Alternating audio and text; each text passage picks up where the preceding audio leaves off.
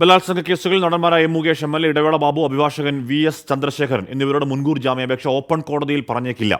ചേംബറിൽ വിധി പറഞ്ഞ് അപ്ലോഡ് ചെയ്യാൻ സാധ്യത. വിവരങ്ങളുമായി ശ്രീകാന്ത് എന്നു. ശ്രീകാന്ത്, ആ രീതി എന്തുകൊണ്ടാണ്? അത് സാധാരണമാണോ?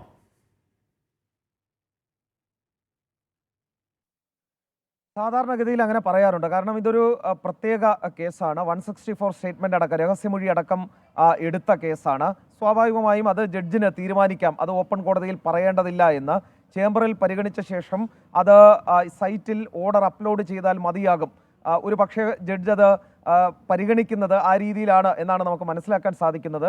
ഇതുവരെയും ആ കേസിൽ കോടതി ഒരു വിധിയും പറഞ്ഞിട്ടില്ല. ഉച്ചഭക്ഷണത്തിന് പിരിയേണ്ട സമയം ആവുകയും ചെയ്തിരിക്കുന്നു.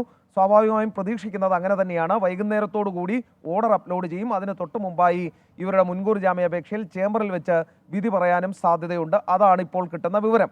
അതേസമയം ഹാഷ്മി, ഒരു പ്രധാനപ്പെട്ട സുപ്രധാന വിവരം വരുന്നു ഹൈക്കോടതിയിൽ നിന്നും. അതായത് രണ്ടംഗ ബെഞ്ച് ഈ ഹേമ കമ്മിറ്റി റിപ്പോർട്ടുമായി ബന്ധപ്പെട്ട തുടർ നടപടികൾ, തുടർ കേസുകളെല്ലാം പരിഗണിക്കാൻ രണ്ടംഗ ബെഞ്ച് ഹൈക്കോടതി ഇപ്പോൾ സജ്ജീകരിച്ചിരിക്കുന്നു. അതായത് അതിൽ ഉൾപ്പെട്ടിരിക്കുന്ന ആളുകൾ ജസ്റ്റിസ് AK ജയശങ്കരൻ നമ്പ്യാർ, ഹൈക്കോടതിയിലെ ഏറ്റവും സീനിയർ മോസ്റ്റ് ജഡ്ജാണ്. അദ്ദേഹം അതിൽ ഉൾപ്പെട്ടിരിക്കുന്നു.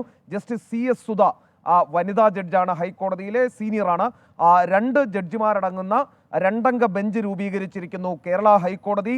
ഈ ഹേമ കമ്മിറ്റി റിപ്പോർട്ടുമായി ബന്ധപ്പെട്ട വിവരങ്ങൾ, വിശദാംശങ്ങൾ ചർച്ച ചെയ്യുന്നതിന്, ആ വിഷയത്തിൽ കേസുകൾ വരുന്നത് കേൾക്കുന്നതിന്, സർക്കാരിൻ്റെ ഭാഗം കേൾക്കുന്നതിന്, ഹർജികൾ പരിഗണിക്കുന്നതിനൊക്കെ വേണ്ടി പ്രത്യേക ബെഞ്ച് രൂപീകരിക്കും എന്ന് നേരത്തെ ഹൈക്കോടതി പറഞ്ഞിരുന്നു. അതിൽ ജസ്റ്റിസ് AK ജയശങ്കരൻ നമ്പ്യാർ, അതോടൊപ്പം ജസ്റ്റിസ് CS സുധ എന്നിവരടങ്ങുന്ന രണ്ടംഗ ബെഞ്ച് രൂപീകരിച്ചിരിക്കുന്നു.